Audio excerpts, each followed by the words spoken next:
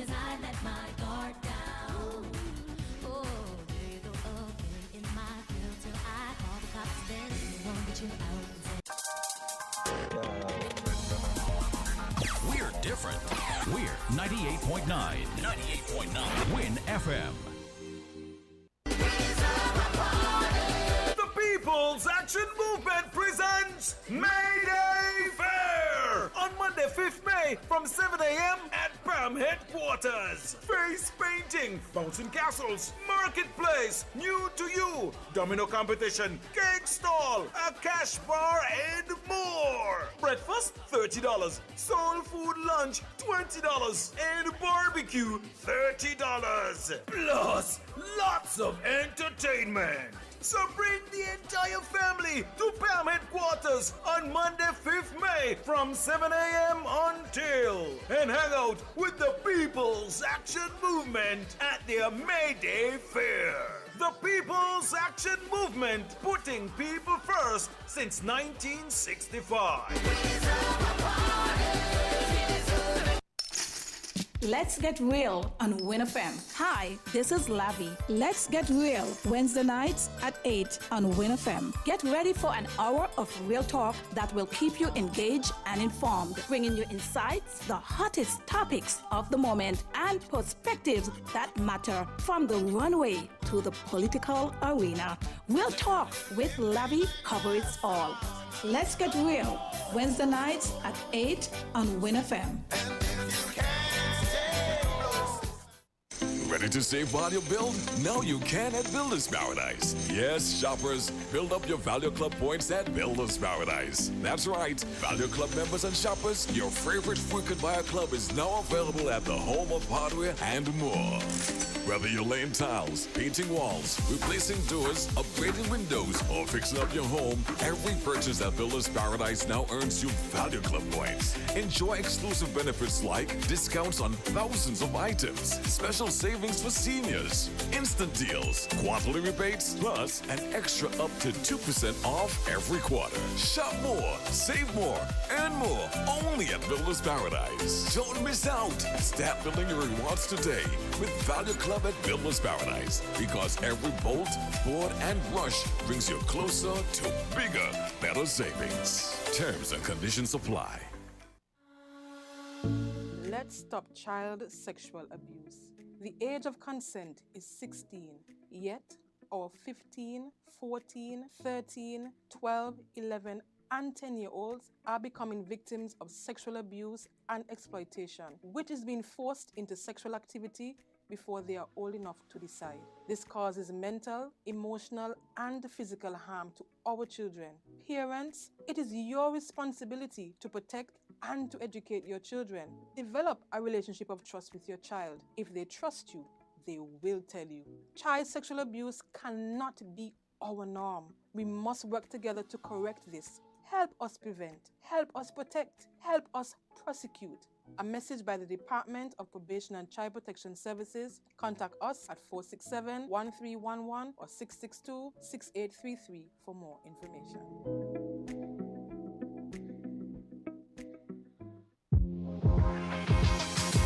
Welcome to Island Tea with your faves.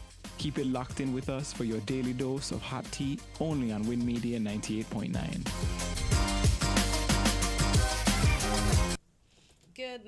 Good morning, and how are we doing this lovely Friday morning? It is the second day of the 5th month, that's the 2nd of May 2025. Welcome to today's edition of Island Tea. It is just about 6 minutes after the hour of 8. So, Regional and International Diaspora, good morning. The Federation of St. Christopher and Nevis, good morning. To all in the sound of our voices, good morning. Good morning, Quinn. How are you doing today? I'm fine, thank you. And you? Trying my best as usual to be my best. I hope I exceeded that one day. Well, from my vantage point, you look, I don't know if you can say you're 100%, but I say you're 95%. Thanks for making And the me smile, okay, you're 100% no. Thanks, Quinn. Thanks. I appreciate that. As we begin this morning, I saw an article on Loop Caribbean, and yesterday, Miss Kamala Prasad Besessier was sworn in as PM, and John Jeremy returns as Attorney General, And the article reads as follows. It says, Kamala Persad Bissessere has been sworn in as Trinidad and Tobago's ninth Prime Minister. President Christine Kangaloo administered the oath of office yesterday afternoon at President's House in Port of Spain. Also sworn in was John Jeremy, who was appointed as Attorney General for the third time. Persad Bissessere, 73, held a copy of the Constitution of Trinidad and Tobago in her hand as she took her oath of office. In her first address after taking the oath, Persad Bissessere expressed gratitude to loyal supporters who stood by her throughout the UNC's electoral setbacks over the past decade. She said, in quote, I was a woman scorned, a pariah to many, because in their eyes I had nothing material to give. For 10 years, my companionship was a photo of my mother hanging on the wall in my office, and the loyal UNC rank and file members because they loved me for me and not for what I could give, she said, end quote. She continues to say, I know how it feels to be forgotten. I know how it feels to be humiliated and written off. I know how it feels to be kicked and stomped on when you're down, end quote. Persad Bissessere said when her cabinet members are sworn in on Saturday, they will hit the ground running with the aim to better the lives of citizens. She said, 6 months from yesterday, citizens can expect to feel happier and safer. Okay, sounding good. I read that because of her saying she had nothing to give, because you know the claim is, oh, you're stuck on that politician because they have something to give you or to offer you, and the fact that she says 6 months from yesterday.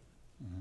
I hope she sticks to that because, and I pray for Trinidad because we see they had over 600 and something murders last year. I don't know what the total is thus far, but I know they've had some homicides, so I pray that she sticks and stays to her promises. Well, so far she's following the usual trend. Mm-hmm. They always sound good when they are sworn in. Mm-hmm. But as the old saying goes, the proof will be in the pudding. So I haven't heard that in a minute. Oh man, you're just making me smile all morning. I have not heard that in a while. Okay. Wow, our sayings are really not standing the test. Well, I can say that stands the test of time with us, but will it continue on to the next generation? That will be left to be seen. Maybe someone is hearing us right now and saying, "Yeah, that sounds good," and they'll take it up and carry it on. I really hope that's the case. And on our local scene, I see Nevis advances water security with new wells near Madden's storage tank. I even saw that they were having problems with water in Carriacou. That's one of the smaller islands off Grenada, and I'd be like, this water problem really is something that is becoming... Yeah, it's becoming more and more of a problem because even on small islands, the population is advancing fast because people are coming in, from other islands, and so your population is moving at a rate that it would not normally move at. But all of these things should be foreseen by the various parties, the various factions who are in a position to govern. They should be things that are looked at, perceived from a long-term perspective.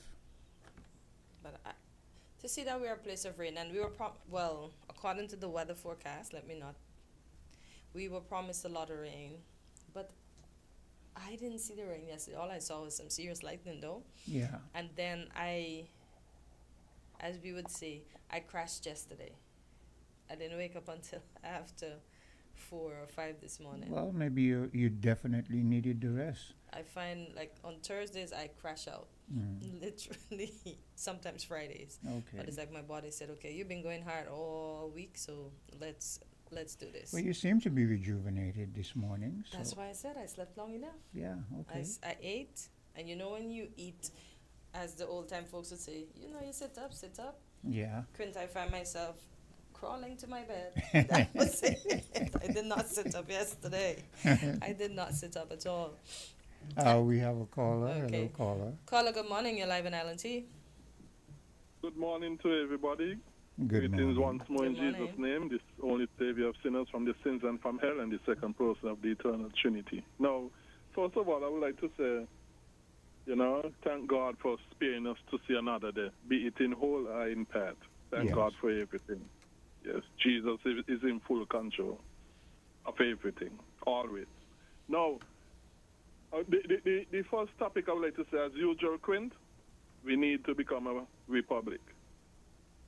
You see, and yesterday there was a talk. Yesterday there was a talk where Mr. McMahon was quoted as saying, we need to keep on changing and changing until when we get the right set of people. Yes. No, I don't agree with Mr. McMahon method. I do not agree because I always believe you first need to get your theory right so that your practice can be consistent as a result. You first need to know what is the right person. You're first supposed to know what are the qualities of the right person. But let us say that we get somebody who at least most of the population consider to be the right person, and they want to form laws, and at least the vast majority of the country agree with the person. But if the governor general at the time decide, no, me not go along with it, I'm going to reject it, and they take it to the king or to some future monarch, and the future monarch say, you know what, I going to disagree with Queen Elizabeth. I think my governor general is supposed to have a say. It could frustrate you. So I am saying get rid of this possible monkey on our back so that all we have to deal with is just the politicians and not both politicians and the monarch of England. Get rid of one right now because because in the future the monarch say, you know what, I'm going to decide with my governor general. No, we had to now consider then as to becoming a republic. Why wait till then? Do it now. Get that monkey off our back. Get that possible obstacle from off our back. So that all we would have to deal with is our politician and not both monarch and politician. You know, normally I might say that, well, so far we've not seen on apart from one occasion that I can remember, we have not seen a governor general. Well, that is in our Federation of St. Kitts and Nevis. We have not seen a governor general go against the ruling faction because usually the governor general is picked or recommended by the ruling party. But we did have an instance in the past where the winning party kept the governor general and we had a bit of a problem. But why I might tend to more agree with you in this instance is that recently we've been seeing a trend in Africa especially where a lot of the colonialist government, for instance, recently I heard there was a UN or I think it was a UN or EU gathering, and the one of the chairpersons, a lady, she was sending some sort of a veiled threat, saying that they should go into Africa because of what is happening with Abraham Chahim, and she actually made some statements that were outright lies, talking about threat to his citizens and blah blah blah. And then in the United States again, they had a House Assembly, and one of the ruling generals, one of the senators asked him a question, a leading question as a matter of fact. He was actually projecting what he wanted the general to answer, and the general again said some really big lies, said that Abraham Chahim was taking the country's gold and using it only and specifically for the junta faction, that Russia was going in there and using their propaganda and influence. So in a case like that, Greg, we've got to be very careful because whereas before we would say, well, we're independents and the king is not going to so and so, if we have a situation where the kings decide, you know what, we're going to try to bring back Right. control of colonialism, and he instructs the governor general to do something, that will be a very interesting position. So Right. governments in the Caribbean, considering what is happening in Africa right now, because it seems to me they want to invade the Sahel states. They want to see if they Right. can take out Ibrahim Chahim. They're using the very Right. same, and Africa is aware of it. This is not like Yeah. before. The Africans are aware of it, and they're highlighting it to the utmost because they're saying this is very reminiscent of what they did to Gaddafi. So you're right, Right. in terms of what you're putting forward. Our Caribbean leaders have got to sever all ties whatsoever with this king and monarchy business. Because we do not know what he could decide in the future. Yes, Queen Elizabeth might have decided one thing in the past, but you ain't know what the philosophy of this present king, and even if this present king have the same philosophy, even if you do not know if the future monarchy after him Yes. would follow this. These are things we should not be. We should be proactive. Yes. Not wait until when these battles come to fight them. If you could fight them before they even began to avoid whatever, do it. I agree. And this is one of the reasons, Greg, why I keep telling people not to just push you aside. Sometimes we may disagree on different things, but on numerous occasions you come with very, very good ideas and so forth.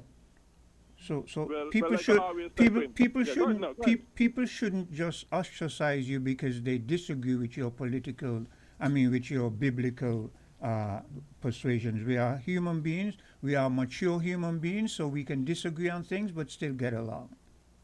You see, the Bible says the wise see trouble coming in the future and hides himself from it. Yes. This could be a possible trouble. We cannot say this monarchy or that monarchy would also do this or do that. No, Yes. people have their own different philosophies. And the fact is And- that and- the governor general answers to the queen. I mean, no matter what to Definitely. the monarchy, no matter what we might want to say, that is the deciding factor. Definitely. Because And like I said, our leaders, even after they win, they swear allegiance to the monarchy. that's Well, another thing. we've had a That's- few. That's We've another nonsense. We've had a few who've jumped outside the box, who have sworn allegiance to the people, but all that is, I mean, the point that you bring up is very interesting because if we have a monarchy who directs specifically directs the governor general to do something, that is going to be very interesting. Not only that, but who takes the side of the governor general? In addition, who takes the side of the governor general in not signing off on a law? Yes. So what you gonna do then? Yeah. If the country feel that this law is very good for you, Yeah. what you gonna do then? That's number one. Number two, yesterday I think was either on this program. You had voices, right? Yeah. Yesterday, the main thing is, I can't remember if we even had voices yes or not. And shame me for calling and I didn't remember. I don't even remember myself. But I live on a daily basis. But irrespective, yesterday it was said, okay?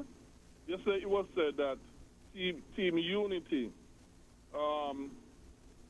had get back some of the lands that was exchanged in the land for swap deal. Yeah. And I think I might have heard that, but I might have forgot it. But once that had happened, and I think I've heard it have happened, but Yes, I could yeah. be wrong. Yeah. But once that had happened, I think that was a very good thing for Team Unity to at least get back lands that was exchanged in the swap for land deal. Yeah. Because I think that Yeah. swap for land deal was bad, very, very bad. And whatever Team Unity was able to get back, that's a feather in another feather in the cap that I think was very good.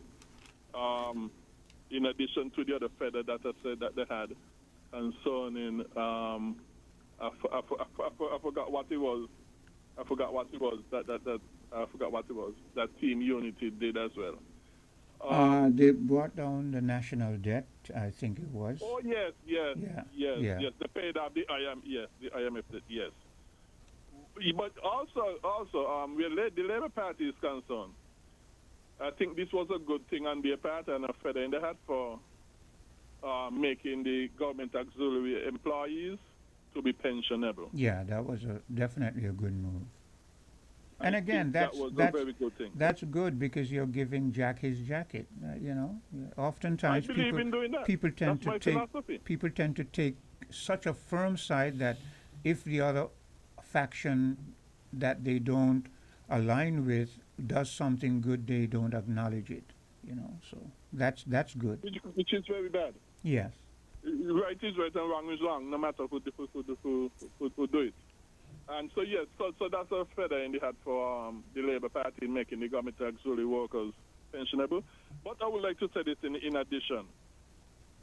As good as it is, if it's not handled correctly, it could turn into something that is bad and destructive. And what I mean by that is this. You got to realize this is going to put the Federation in extra expense, which we already cannot afford, okay? Yeah. What I'm kind of losing you here. What what actually put them in extra would expense? be bad? I lost. What would be bad is this. The government need to cut back on a lot of its other expenses to balance this extra expense. Okay, If the government like for instance, like Hortensia is wondering. I can interject with one of the things is renting all over the place. That's one. That takes up an exorbitant amount of money. Yes. Right. And so the government need to cut back on many other expenses that they have, because if it don't, then this would only put the country in a lot more debt, and that is unsustainable. Yeah. So yes, I agree. Making them pensionable is very good, but to offset it, the government needs to cut back on a lot of expenses so as to, like I say, offset it and balance it out. Okay? Not to be adding debt upon debt upon debt upon debt, no matter what. Yeah. Okay? Yeah. We need to use Hortensia, wisdom. you're very quiet. I like No. when you interject. You know. I'm just listening to Greg and- I'm sure Mr. McMahon is having a whale of a time because he said when he signed in the other day and he saw your facial expressions, that made his day. No, I'm just listening because I was wondering too about the excessive expense that Greg was talking about, so I was trying to read between the lines. I was wondering if he meant once you become a republic, if that's what we have, the excessive expenses that we would have to cut back on. So No, that wouldn't put you in any excessive expense. Being a but republic? Another thing. Because Republic ain't going to put you in no more debt. What put you in debt is government spending. Yeah, but being a republic, where do you get money to? Don't you still borrow from these big organizations and all of that? So it depends on the kind of government you have. If you have a government that is just spending no matter what, it doesn't matter whether you're a republic, yes or not. Yeah, It you're is the gonna government still spending borrow. that they're going to put you in debt. Yeah. But do you think that most of us spending are not benefiting the people? It's just them spending? Well, some people, no matter what spending government do, there are some people who are going to be benefiting. Okay. But it's going to end up in doing us more harm than good, in putting us more and more deeper and deeper in debt. Okay. Okay? Like I always said, the biblical way to go is free market capitalism, which is characterized by at least the lowering of taxes very significantly and continually, so that really and truly the private sector could be the ones who really is running the economy of the country and be the biggest employer. The government is not supposed to be the biggest employer. Okay. Any country that have the government as the biggest employer Which is all countries. but the more and more you go in that direction, is the worse and worse it gets for that country. Okay. The less and less you go in that direction in cutting things and making things so good for the private sector that people would prefer to work in the private sector rather than in government, and thereby government cutting costs and that sort of stuff, the better and better that is for the country. And what I'm saying is that government's supposed to make things cutting taxes and freeing up the economy and that sort of stuff, that's supposed to make the private sector getting better and better, more and more competitive, that people would prefer to work in the private sector rather than government because they would have more opportunities there.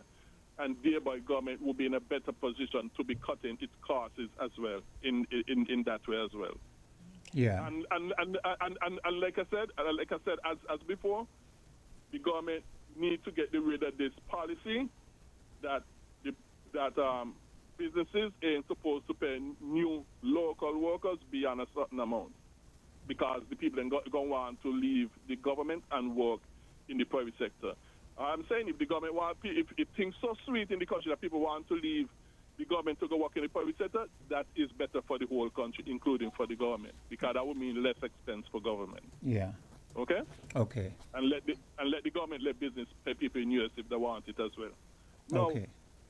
No, with the pension thing that the Prime Minister talked now, about. Make it this last point brief if you can. Yes.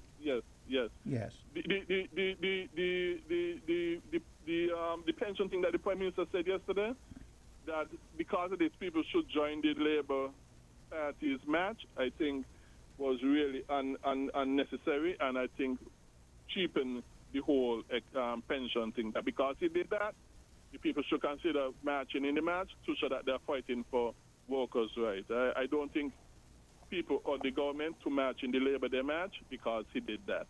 I think he cheapened the whole pension meeting that they had. Yeah, but he was just being a politician. He was, that's what politicians do. Yeah. So. I know, but people does not owe it to the government because he did that to join Labour. But lastly, let me make this quickly. I saw a little video with DJ Maui Show saying he made a comment that Douglas said that when he's on a mic, he doesn't care about what he said. Now, if Douglas really told DJ Maui Show that was very, very bad. That Douglas, and that means he's not trustworthy in what he said. If what he said it means what I think it means, that when you're on a mic, you doesn't care about what you said. You need to care about what you say, especially as a political leader, whether you're on a mic or not. Okay then. We'll take a bit of a commercial break, and we'll be right back. We're different. We're 98.9. 98.9. Win FM.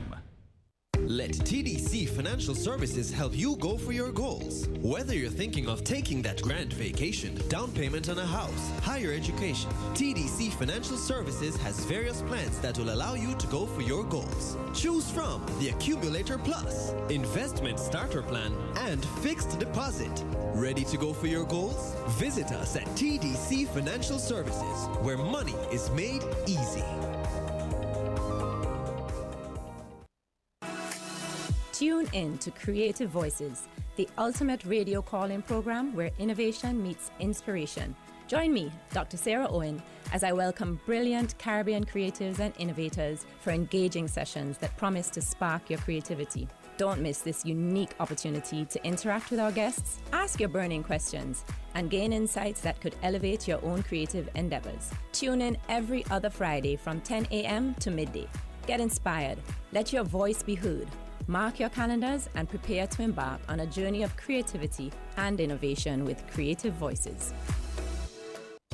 Been thinking about going back to school? Now's the time with DeVry University's Bridge to Brilliance initiative. Qualified Caribbean professionals can earn a U.S. degree 100% online with up to 50% tuition savings and flexible payment plans. DeVry offers over 50 programs built for busy adults, whether you're looking to change careers, earn a promotion, or finally finish what you started. Study business, healthcare tech, or project management on your schedule around your life. There's up to 50% tuition savings. The application fee will be waived. It's fully online and flexible. There's stackable credentials and start dates every 8 weeks. Restrictions apply. Visit partner.devry.edu/Caribbean today to learn more. You've supported others. Now it's your time.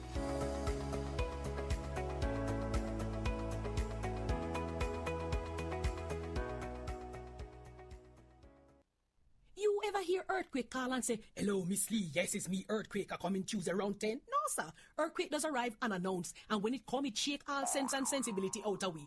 Remain calm, stay inside, and do the DCH. Drop, cover, hold on. Once the shaking starts, you know it's earthquake. Make a quick move to a safe place. Don't run to the door, we are in the exit. Stairs might broke up or full of people. Elevator, avoid that because you might get in and poof, power gone, and you're stuck in that box without ear. Take cover under a strong table or a bed, or crouch against an inside wall or in a corner, and cover your face and your head with your arms. Remember, DCH, drop, cover, hold on. Glass windows and doors, outside walls and doors in an earthquake, bad news. Take care yourself. Most injuries during earthquakes happen when something drop and hit people entering or exiting a building. Last thing, don't want to run outside and ask, you feel it, you feel it? Remain calm, stay indoors until all the shaking stop, and do the DCH, drop, cover, hold on. This message is sponsored by the Australian Government, AusAid, and produced by NEMA in collaboration with Win FM. Every step you take. St. Kitts and Nevis, are you ready to step up for mental health? It's time to lace up, show up, and make a difference. Join the Development Bank of St. Kitts and Nevis' annual mental health walk run on May 17th at Figgy Bay Lawn, starting at 4:30 a.m. sharp. Choose from 4 package options, starting at just $40 EC. Bring your best friend, your fur buddy, or your entire squad, and let's hit the road for a cause. Win cash prizes from $1,000 to $2,500. Plus special prizes for the best dressed person, youngest participant, and more. Register today at any Development Bank branch or WhatsApp 869-765-4342. Together, step by step, we move for a mentally healthy federation. A huge thank you to our incredible sponsors for standing with us for mental health. Terms and conditions apply.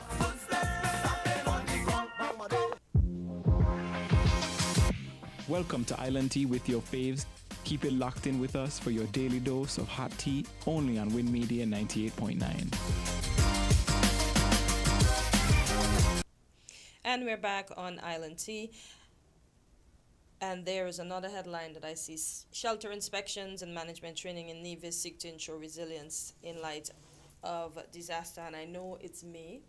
I know we've seen all the thunderstorms and the rainstorms, and I'm praying, as we all say, we do not want any type of storms or hurricanes to come our way. May Jesus continue to see it fit to keep his hand over our federation and all the islands. I don't wish this on anybody. The more rain we get coming down to July, the better it is for us. From my being From a the farming farmer, perspective? from a farmer perspective, we tend to monitor everything when it comes to nature. If it gets less rain going up into July and April, May, June is hot going into July, we have to keep our fingers crossed. But usually if it rains going down into June and into July, then it bodes good for us. How That has been the detrimental trend. are the hurricanes, are the hurricanes to farmers and their products?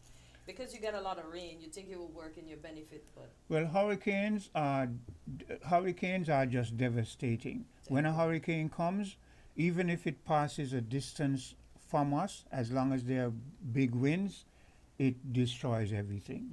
And if the hurricane pass close enough to us or pass over us, I don't know if you remember, all the leaves get stripped off the trees and everything is bare for months after. So hurricanes are just devastating. I remember when Dominica got theirs, that Maria, and we went in there. I couldn't believe that was a Dominica I was accustomed to. Everything looked white. It Yeah. just looked like a coast. And Dominica is green and Yeah, lush, and yeah. you just see very thick greenery when you're going in, and to see like sparks, you can see everything. Yeah. It was a sight to behold. I couldn't believe. I can remember when you look up at the rainforest, all you see is green. But after a hurricane, you see the ground. You see just stalks of trees like you see in the U.S. after winter, during winter, where the trees are just bare. That's what you see after a hurricane. Wow. You know, so. Listen. So we don't wish for a hurricane. No, we don't wish for a hurricane, but I know soon. But folks, as what is that ministry called? NEMA. You know, NEMA personnel normally, they have their adverts. They remind you to stock up on stuff like your canned stuff. Make sure they have good dates, good years. Don't forget to get your batteries. Don't wait till last minute. I hate to see the last minute. Let's go clean the supermarket shelves. Yeah. Like, stop. It- You're it supposed to creates- be stocking up before. It creates such a problem because then you usually you can't get what you want because the place is jammed. By the time you get to the shelf, you can't Empty. get this and you can't get that. and Listen, so, we don't you need to know. be doing that. We do it for Easter, we do it for Christmas, we do it for all years, we do it for hurricane. What's wrong with us? Like, pick up your stuff before. It can't be. Just swear as human beings, we just do the same thing over and over. But remember to get your plastic bins for your important documents. Remember to have your emergency backpack if you have to leave your house to go to the shelter. All these things. Remember to keep what's important closest to you. I know your life And- is important, but keep what's important And closest know to you. where the closest shelter is. Or at you all know, times. And how you can get there as quickly as possible. This is why I think that what you just said, Patrick, it shouldn't be around hurricane time that we are telling people these things. It should be Yeah. a yearly thing, so they're hearing it. Yeah. Just like how we have the earthquake advert. Yeah. We should have something like that, so we know Yeah. year round. Okay, I'm just gonna use an example. I don't know if it's a shelter. Let's say the old boys' school. Yeah.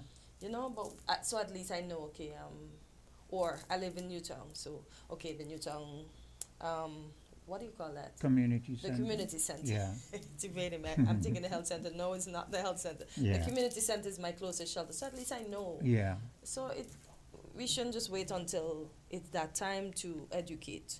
I know people don't listen, but I agree with constantly you. hearing I- it in I- their ears, Yeah. something's gotta stick. Yeah. Or something will stick. Yeah. So folks, That is why whenever you turn on your TV, Mhm. no matter what channels you go to, you tend to often see the same ads. Yeah. Because they're trying to bombard you with these ads so much that when you go into the shopping place, you're going to pick up what you've been seeing, and your children are going to say, "Daddy," but the things that, it's a psychological marketing strategy. Hello, good day, caller. Good day. How are you? Fine, Good, thank thanks. you. Yourself? And you? Yeah, okay. I just wanted to raise a couple of issues. Yes. If the first one, I don't generally like to comment on other people's suggestions. Yes. But when I think it's appropriate, I want to try to give constructive feedback where I see. Yes, and that's a so good I'd like thing. to start. So I'd like to start on your one of the points mentioned by your previous callers, and you endorsed the whole matter of us moving to the status of republicanism. Yes. And I note that your co-host, she was a little bit hesitant in terms of endorsing what it means, the cost. I think sometimes we don't realize that the power lies in ourselves to do what we want. Because one of the things we need to remember that in our present situation, the Governor General, who doesn't represent us, is paid by us. That is not carried by the folks in London. Yes. We pay the Governor General, but she doesn't really represent us. As I say, she's at the behest of whoever the sovereign, the king or queen the of monarchy. England. Yeah, the monarchy. So it's a false sense of our independence, so to speak. So Caller, I see Hortensia's face look kind of quizzed. Let me say, along the vein of what the caller is saying, Hortensia, all of that is a part of the normal strategy of colonialism, No, I just wanted to ask, how does she not represent us? That's why I'm kind of looking worried in the face. Well, you could say to some extent she represents us, but if it comes right down to it, she's going to have to answer to the monarchy. And they set it up that way so that they don't have the cost. So go ahead, caller. If all the cost is supposed to be on the people. That is what colonialism does. They make all the profits and we bear the cost. Go ahead, caller. Okay. Yeah, but it's an ongoing debate. My point is that all persons who represent us should be of us and not at the behest of anybody. We could argue the moot point that nobody is truly independent. That is true. But yes. We have to be interdependent. But it's high time we really step back and look at where we are. The point I'm making is this, that since our independence in 1983, political parties have been relatively reluctant to do it. In fact, they have done very little in terms of modifying and giving us a real proper constitution. I agree. I could argue and say that when we became independent, some people were reluctant as to how we were going to come independent. But I don't think anybody was debating that whether we should be independent. Yes. The point I'm making is that the first administration that was there from the 80s, nobody would have expected them to make any changes to something that they oversaw. But subsequent administrations since the first, the Kennedy-Simmons era, had opportunities to do something. And it means that all of them, under the various leadership of the different political parties, are reluctant for whatever reason to do that. But I don't want to belabor that point, basically. I mentioned in a previous call, the way we elect persons as ministers of government is farcical. Nobody votes for anybody to be a minister of anything. Yes. Yet as soon as the elections are over, we appoint these people to be ministers of things. That's giving the opportunity for square pegs to be in round holes. Yes, yes. And then, although somebody might say, well, you could reshuffle the cabinet. Yes, you could use that. But in most cases in our societies, we see that as a kind of a failure in part of the particular administration because somebody wasn't doing the job. Yeah. Or sometimes we've seen in the past where the leader wants to have complete autonomy, so he disciplines his ministers by shifting up their portfolios, even when some of those ministers have been good in the portfolio. So we've seen it done for the wrong reasons. Exactly. And I like that. Because even as we talk about moving to republicanism, we have to guard against giving our ministers, especially prime ministers, so much authority and power to do a lot of things across the board. Yes. Our classic example when we had the demise of Team Unity, the prime minister sacked basically his entire cabinet.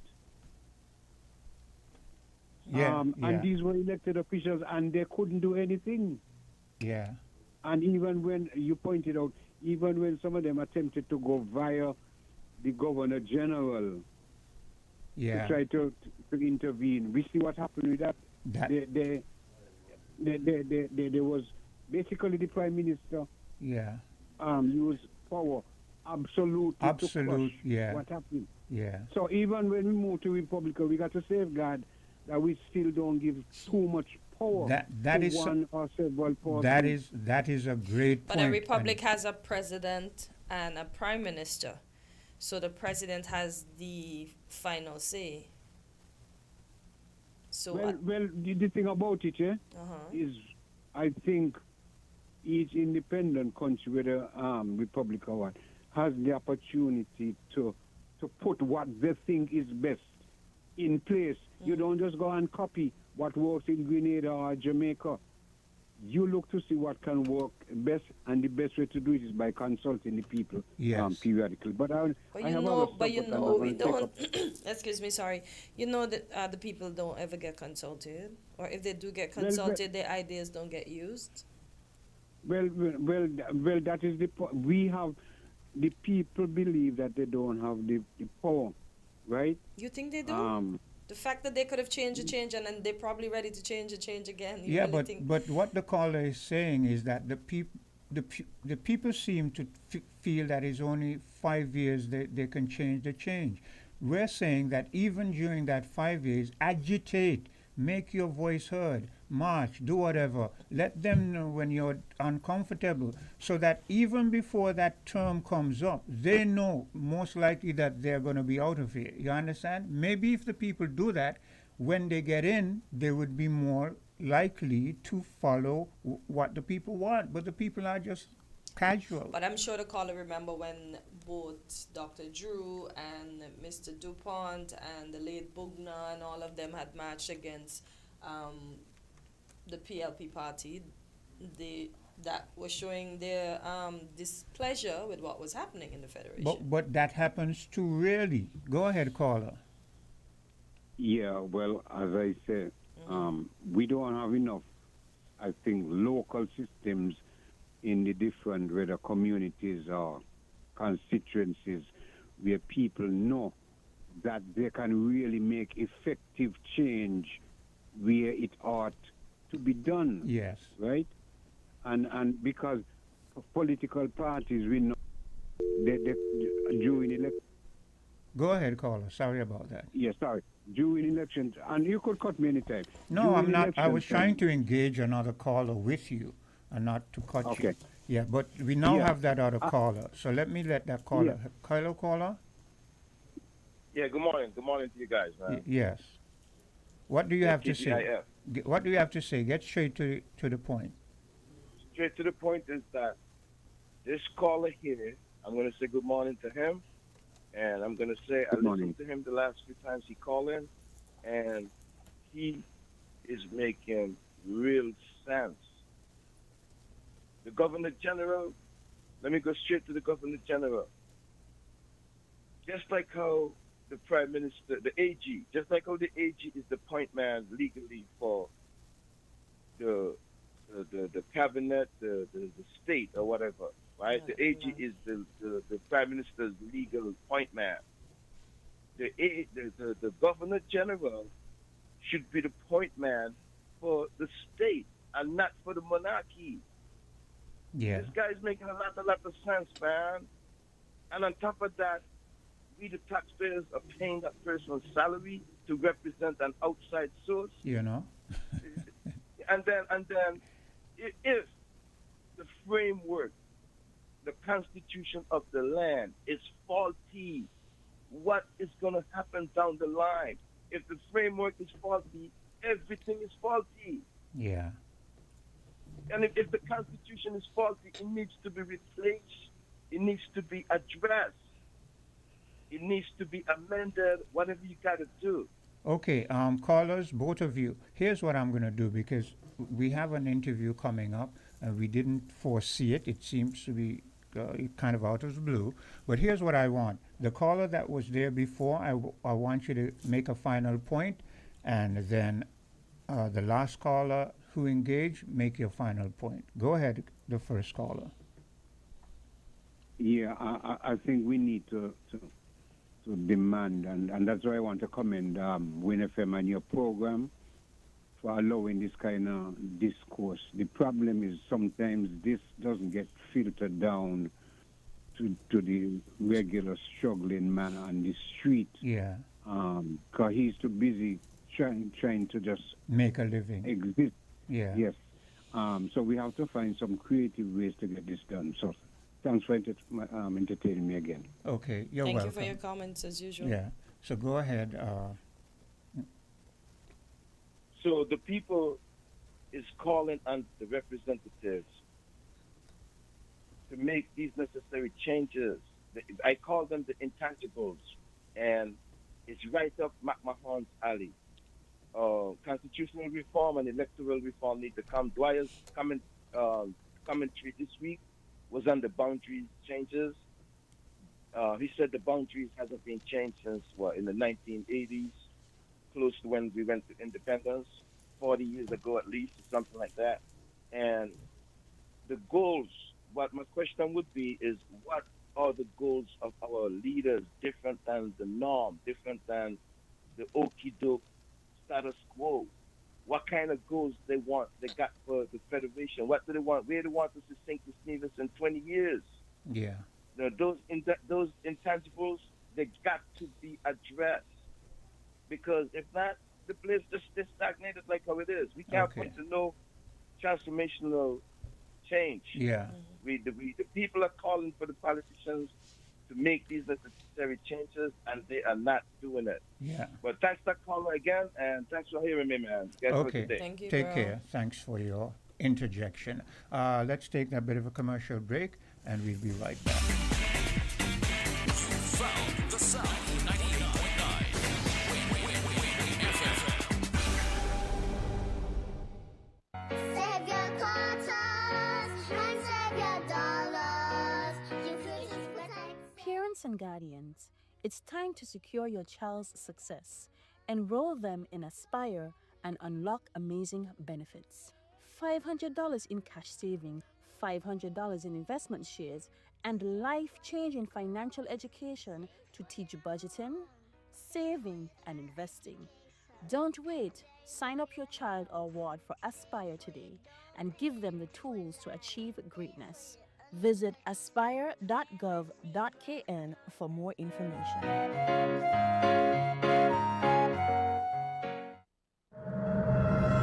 If you live in low-lying areas, be aware of the possibility of tsunamis immediately after an earthquake. A strong earthquake lasting 20 seconds or more is a natural tsunami warning. Do not wait for an official warning. Gather your family members and evacuate immediately after the shaking stops. Don't delay. A tsunami could occur within minutes. This message is sponsored by the Australian Government, AusAid, and produced by NEMA in collaboration with Win FM. Maybe it's the way the brilliant gold liquid reflects our sunshine, or how the bright blue of its label mirrors the clear Caribbean skies overhead. Maybe it's the fresh, crisp taste of this beastly cold beer on a scorching hot day. Maybe it's even the way it brings us all together.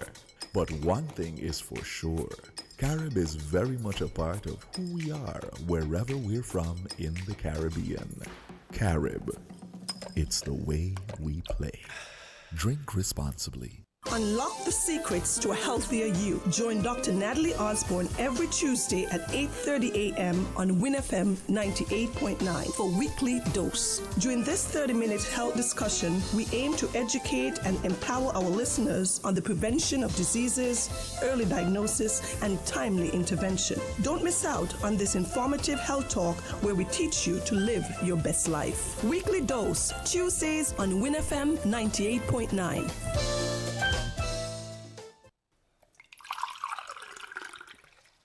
Hey, have you heard about the water shortage in our area? Yeah, it's pretty serious. I've been trying to conserve water as much as possible. Me too. I've started taking shorter showers and turning off the faucet when I brush my teeth. But that's great. Another way to save water is to fix any leaks in your house. Oh, I hadn't thought of that. How much water can a leak waste? A small leak can waste up to 20 gallons of water daily, which can really add up over time. Wow, that's a lot.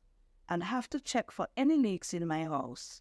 But another good tip is to only run your dishwasher and washing machine when they are full to save water and energy. I'll keep that in mind. It's important that we all do our part to conserve water, especially during this shortage. Absolutely. Every drop counts. This message was brought to you by the St. Kitts Water Services Department. Learn more at water.gov.kn.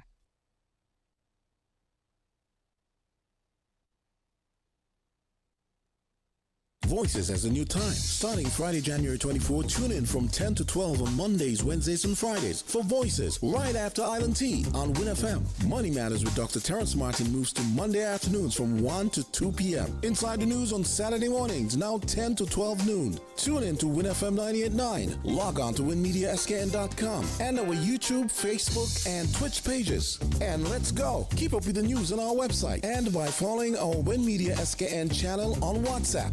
Message your comments or call Win FM at 466-0989, 662-0989, or call our U.S. numbers from anywhere, 718-285-6984, 305-921-4619, and call our sales office at 466-9586. Voices, now 10 to 12 a.m. Mondays, Wednesdays, and Fridays. Money Matters, 1 to 2 p.m. Monday afternoon. And Inside the News, Saturdays, 10 to 12 noon on Win FM 98.9.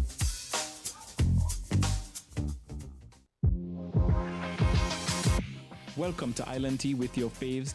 Keep it locked in with us for your daily dose of hot tea only on Win Media 98.9. And we're back here on Island Tea, and in studio with me I have the 5 Pete Panorama Champions leader, MJ Byron, and also Nigel Prentice. There's an upcoming event, so I'll let the gentlemen introduce themselves once again, although I did so, and they will tell you more about the event. Good morning to both of you, and welcome to Island Tea. Good morning. My name is MJ Byron, like you said, co-CEO of the EBJ Harmonic, 6-time champion of 5 Pete. So you were correct. 5 Pete. Okay. 6 times. Yes, I'm like, what did I miss? Okay. Champion. Hi, my name is Nigel Prentice, and I'll be taking part in the upcoming event. Okay. Sunday 18th. Right, so what is coming? What is coming is what we've been asking for a while in terms of steel pan. A different setting, a different context.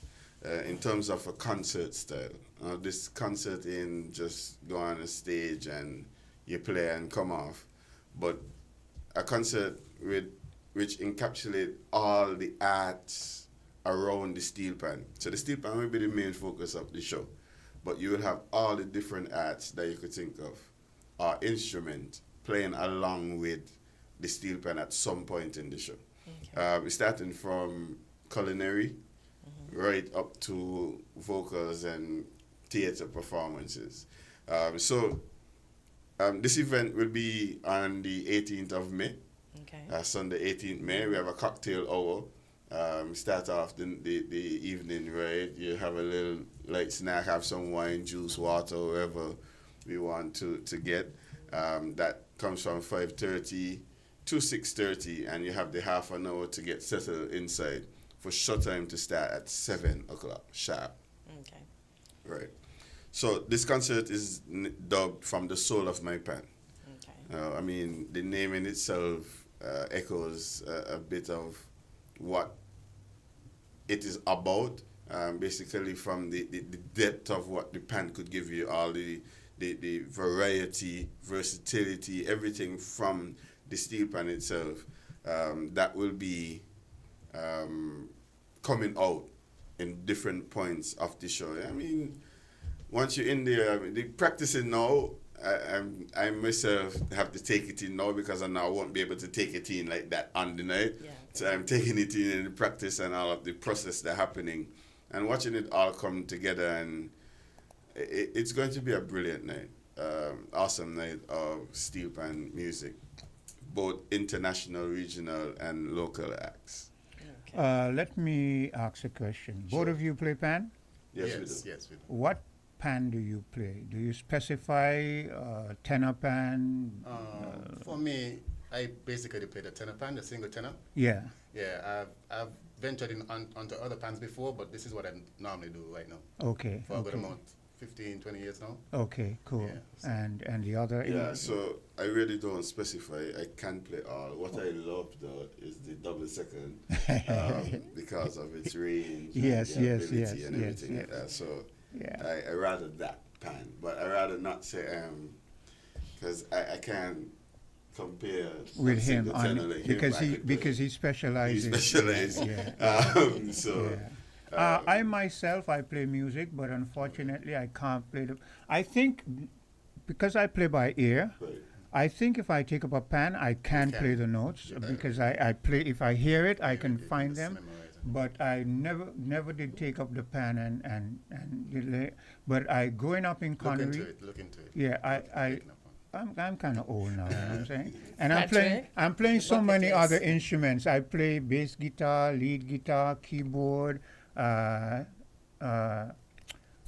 clarinet, violin. I'm all over the place. Drums, yeah. I didn't even know he was Well, this actually, all the instruments he called just now will be a part of the concert. Ensemble, yeah. I realized nice. that. Yeah. Yeah. Okay. Yeah. So who came up with the name for this event from the soul of my people? Can I pinpoint it? No, but I think in conversation, I'll have to say my brother and I, from 2017 actually, we had honor, like an honorarium for our tutor, Old Bush Jones. It was 10 years since he passed. So we decided to put on a show from the soul of my pen then. But that was different. That was more like we honored some players that were still alive and stuff like. So we had T-Time, we had Melvin Melly Hewlett, Yazid Francis, Greg McDowell, all those who would have been a part of the journey, the steel pan journey, who we could have remembered and who were here. So that was more of a awards show in itself. But this one is just art. It's just art, magic. Yeah. I'm glad to, because I love pan music. I love pan music. I have a lot of albums, vinyl with pan, and what I like is the modern way pan is playing, with, as he was saying, with electrical instruments accompanying the pan and so forth and so forth. That's just awesome, and it's good to see that people like you who aren't old, into the music, because other people who are looking on will be inspired to take up the pan and so on and so forth. So that's good. Kudos. Like yourself, Patrick. So we mentioned the date, but we didn't say where.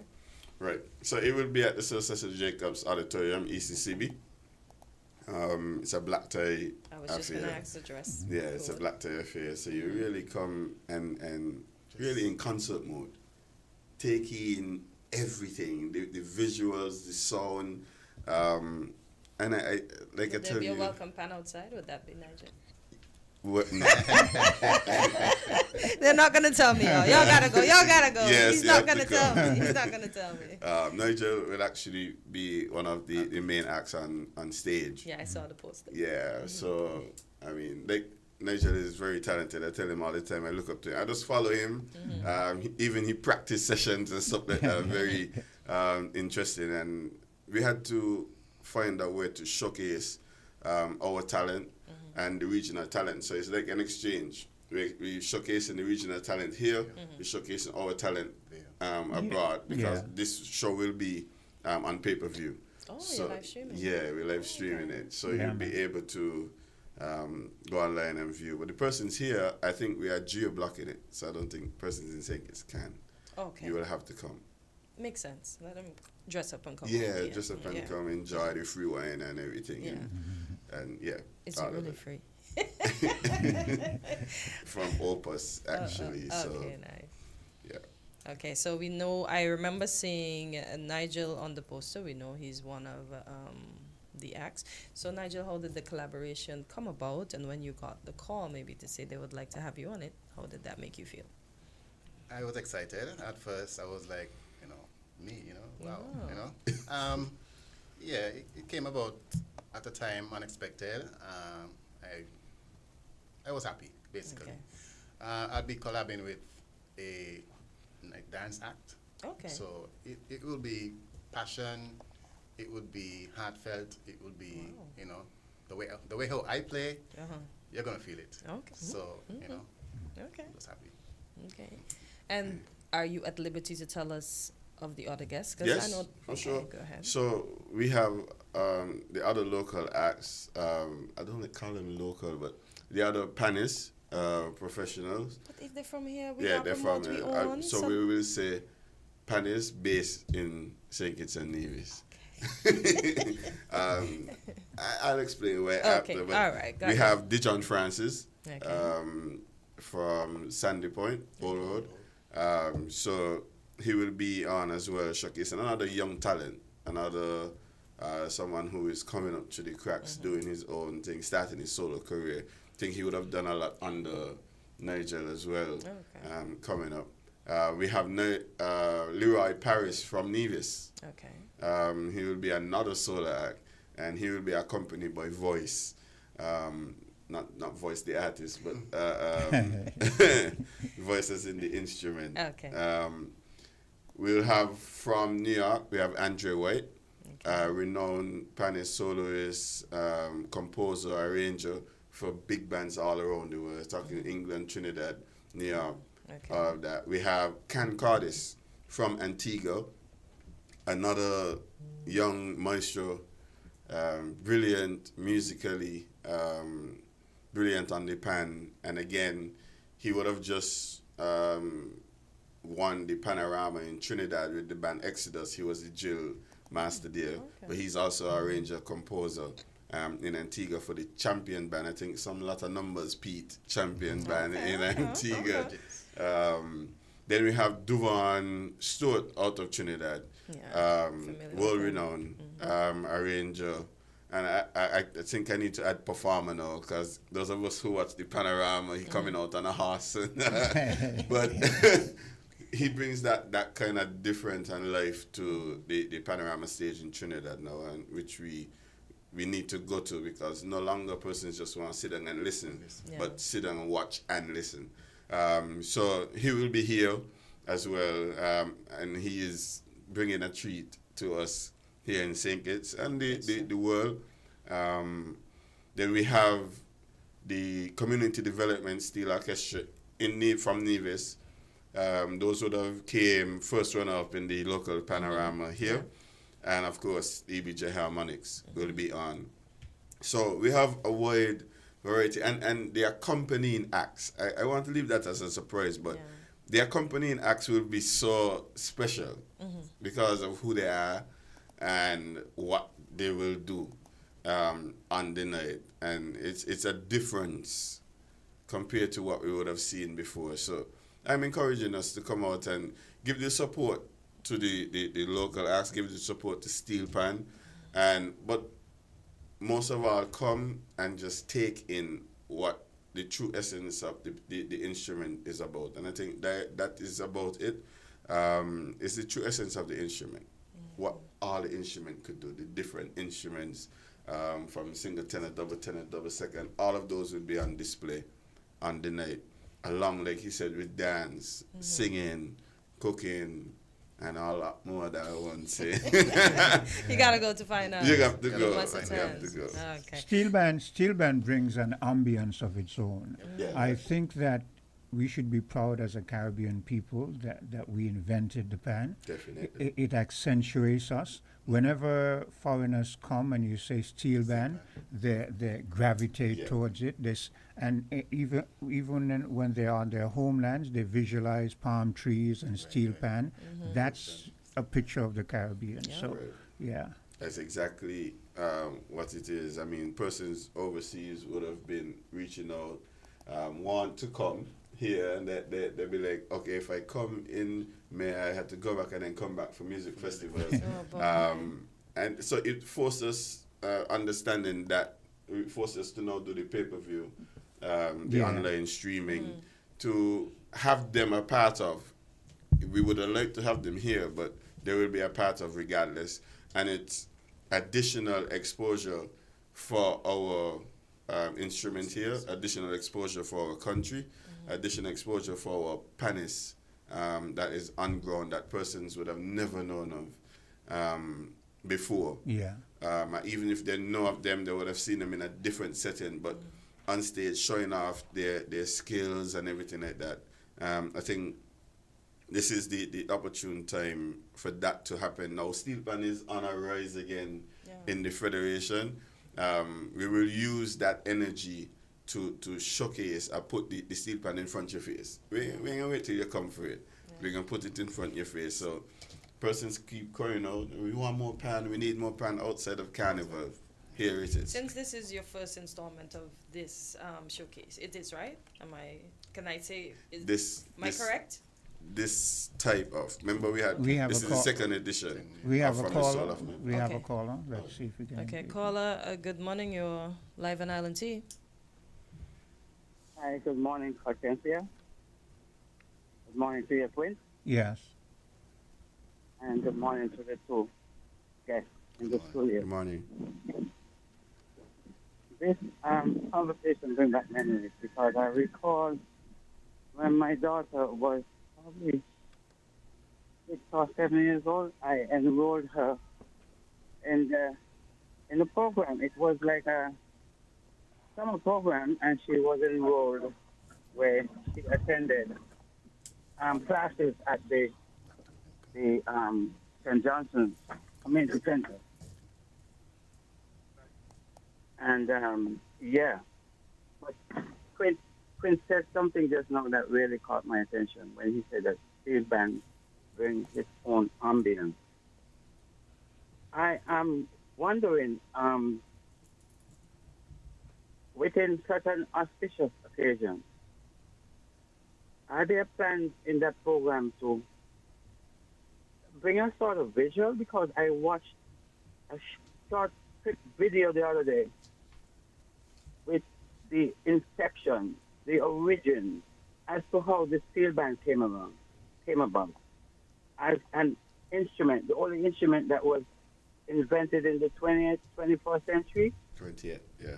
Where and it was a time when one of those wars, probably the World War II, and in Trinidad they was making fun and frolic and a celebratory mood, and they actually used to beat on the bamboo, the long bamboo, and the beat on the bamboo.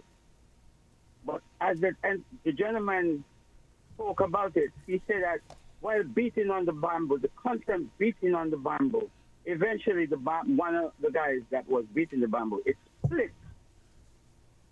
And so they needed something more durable than just beating on this bamboo. And then that's when they resorted to the pan, a pan. Just beating on that sort of, what it was, a biscuit pan? Yes, it was a biscuit pan, because biscuits used to come in pan back then. It was a biscuit pan, and that is where it morphed into the old steel drum, the oil drum. So I'm wondering if a visual, something of that nature, can be a part of your program so that the younger ones can really grasp the concept, get this concept, and say, well, hey, this is something that we are so proud of. We are making melody with this instrument, and it needs to be taken aback and bring forward so that the youth will be more enthusiastic in getting involved with this program, getting involved with the music and continuing where you guys would have left off. Because I can assure you that you picked up from someone else. Yeah, you just mentioned someone that celebrated the 10th anniversary of his passing, and so forth. So we really appreciate this, that the steel band will always forever live on amongst our Caribbean people. Okay. Thank you for your contribution. So the caller went right back to talk about Tambo Bamboo. That is the origin. They called it back then. That is like before the pan, like he said. Yeah.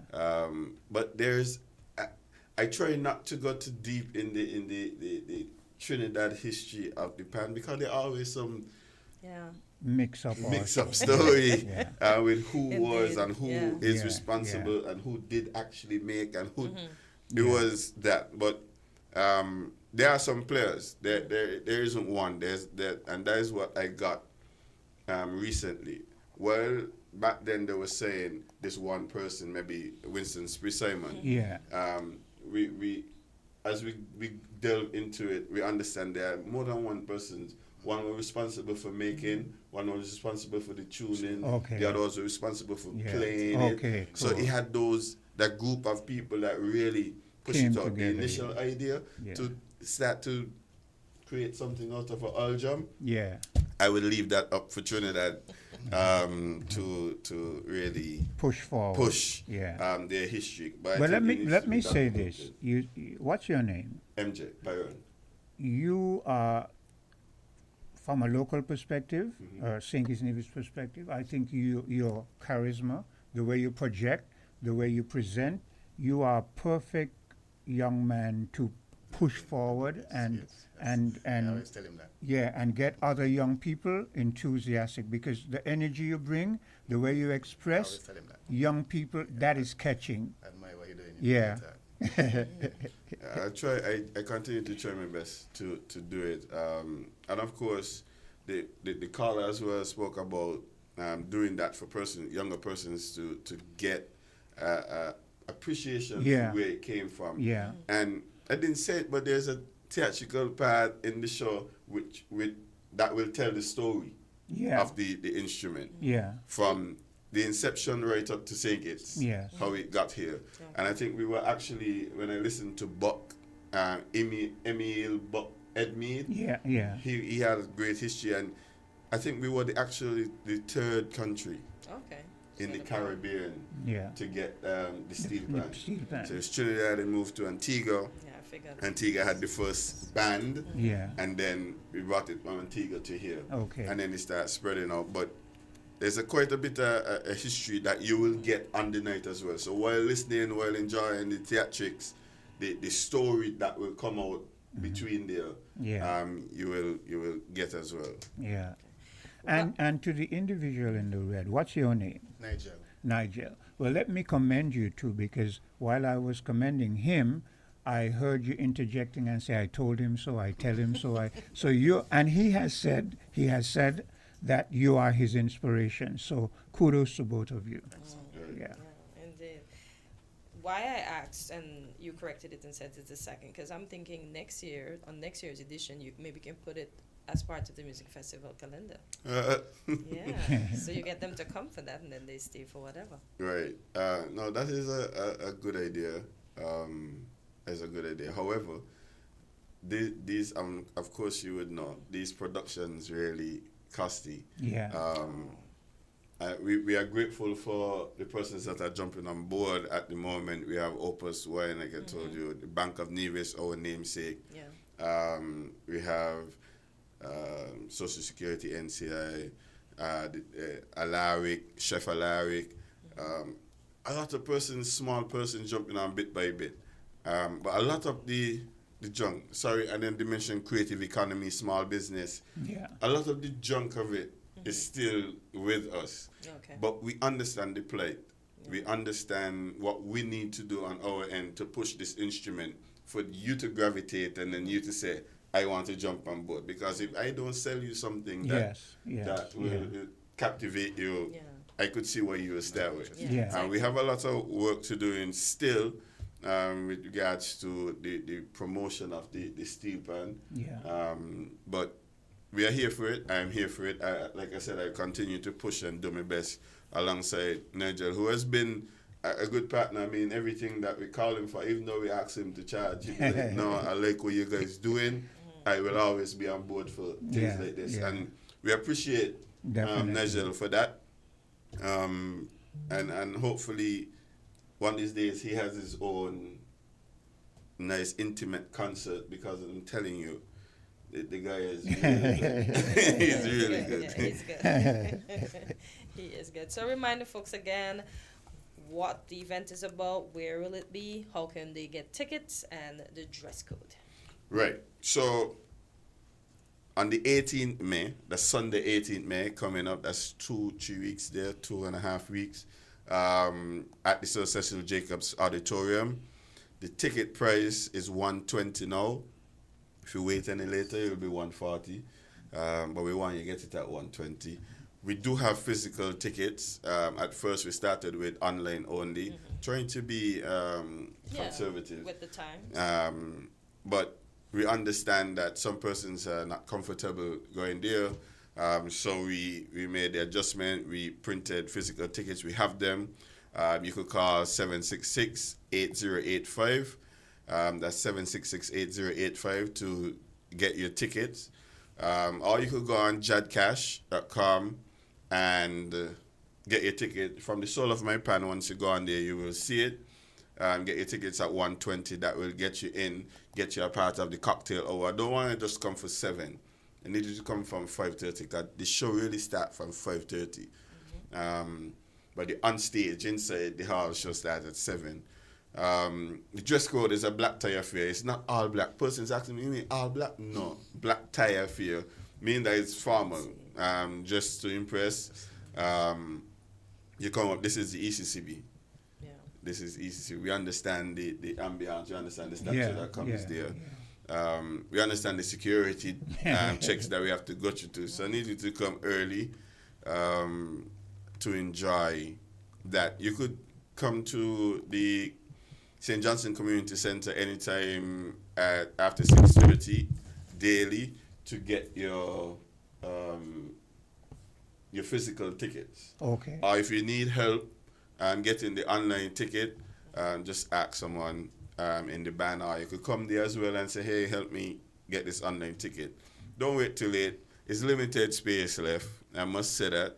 Persons really, trickling up. I think we are late people, but the trickling up and the numbers cutting down, businesses jumping on, buying tickets in rows, which we are very appreciative of.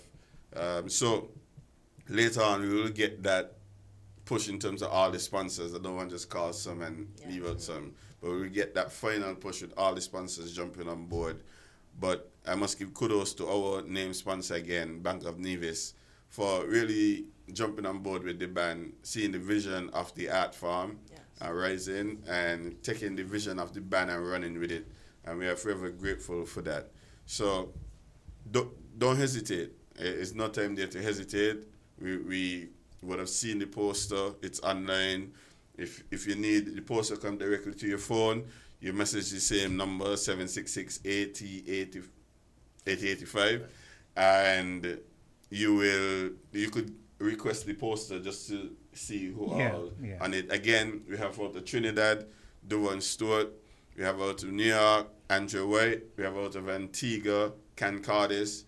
We have from Sandy Point, Nigel Prentice. We have from Old Road, Dijon Francis. We have from Nevis, Leroy Paris. Nevis as well, the first runner-up in the Panorama 2024. That's Community Steel Development. And we have EBJ Harmonics. And this show is accompanied by a lot of other art forms. We have the New Age theater entertainment. We have, like I said, Chef Alaric. We have dance. We have vocals. Come to see the rest. Yes, everything. Everything. And I'm telling you, persons will be surprised of the Who on the stage doing their thing. And again, everything is centered around, the steel pan is the center of everything in this show. Okay. All right? So don't miss it. And I hope to see you there as well. Yeah, I hope to be able. Yeah, I know. I hope to, but you see, my work just keep me busy all the time. Well, I'll actually work for. Not just this work, I'm a busy woman. Right. Okay, well, gentlemen, it was indeed a pleasure having you both in studio. And to our listening audience and wherever our voices can be heard, please go out on the 18th of May at 5:30 p.m. at the ECCB Auditorium and support From the Soul of My Pan. Remember, early bird tickets, $120. After the early bird season leaves, it's $140. So go now, copy to early, pay less. Yeah.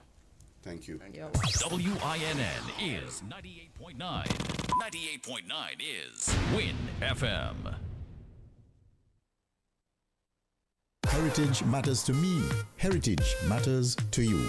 Join me, Percival Hanley, this coming Friday and every other Friday at 10 a.m. to 12 noon for Heritage Matters on Win Media SKN 98.9. Heritage matters to me. Heritage matters to you.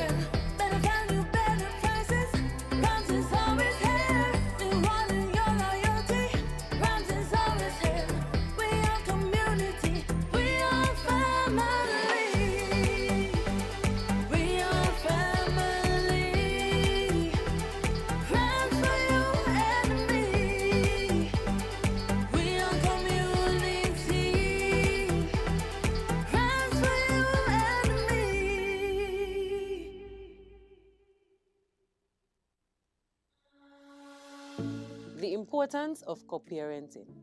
Every child has the right to bond with the parents that gave them life. Children are happiest when they can freely communicate and enjoy the time, talents, and lessons that each parent brings to the relationship. We make co-parenting difficult when we focus on differences rather than what is in the best interest of our children. Parents, your relationship with each other should never affect the relationship you have with your child. Celebrate your children together. They deserve your best. A message brought to you by the Department of Probation and Child Protection Services. Contact us at 467-1311 or 662-6833 for more information. It's the start of the week. It's time for a new perspective. It's time for Unfiltered. Join Azar Gums, lawyer and deputy leader of the People's Action Movement, for raw and unfiltered political analysis of the current events in St. Kitts and Nevis. Tune in every Sunday evening from 7:30 p.m. on Win FM. Join Azar Gums as he breaks the mantle and cuts through the unfiltered political noise to bring you the facts. Unfiltered every Sunday evening on Win FM 98.9.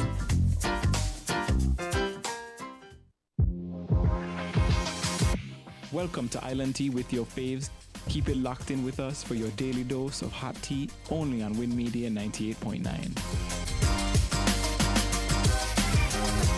And we're back. And Quinta was having an, off-the-air conversation with the young gentleman, because I was wondering how come they never got the opportunity, or they never registered themselves for the Panorama in Trinidad, but they were just telling me it's not an open event like that. Oh, okay. So they're working, and I'm crossing my fingers, hopefully, because we can do a regional event where all the different islands that have pan go and, that's really true, but see who the best man is. what I find is that Trinidad seems to be very, very protective and maybe overly so, yeah. Of when it comes to pan and soca, they're very meticulous and particular. This is why I say we can all do the same thing and we can all grow. Yeah. Because if you don't share what you know with me, how can I better my art? I agree. I don't because understand. I remember some years ago when Conris reached so far as he competed in Trinidad and Tobago, and it seems to me that the Trinidadians found all kind of excuses to say, well, this isn't soca, or you're not following this rule, or you're not, there were, but when I listened to what Conris had at the time, it was very, very good. But the Trinidadians found all kind of, excuses to say, well, no, this is more calypso than soca and so forth. And soca evolved out of calypso and so forth. So maybe that is one of the reasons. But I agree with you. This is one of the reasons why we as a Caribbean people find ourselves in the quandary that we are in, because we tend to, if we're good at something on a particular island, we tend to want to hold it to our chest and don't want to share. And even when others are becoming as good as us, we find all kind of regulations and restrictions and so on and so forth. So, yeah, Because we need to Antigua have overcome a those things. good, thriving pan community. I lived there. I saw them. I lived there for 12 years. I saw them in one carnival because I only got the opportunity to.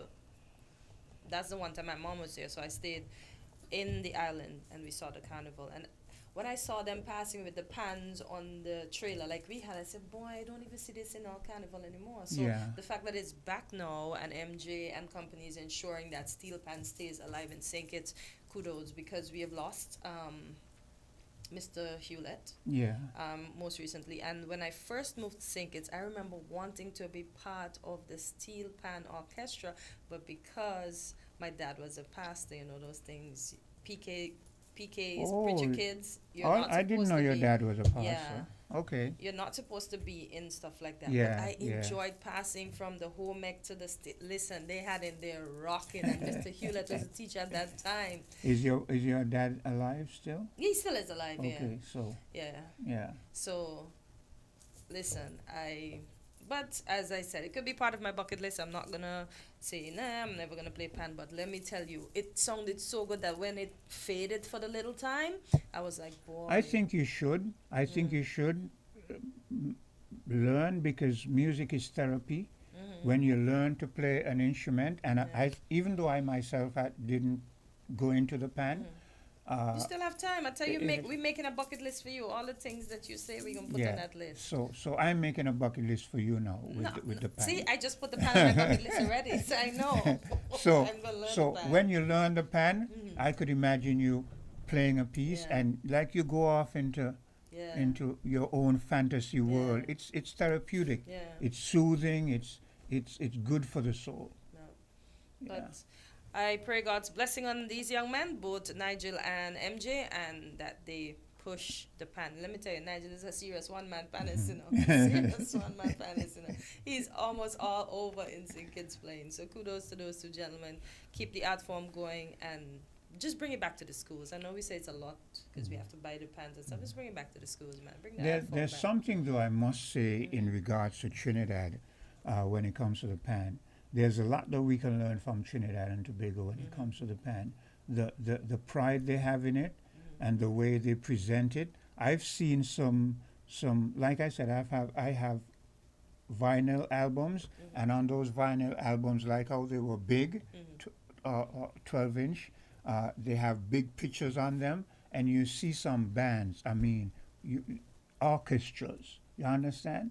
Like one band, steel pan band, 50 people, right?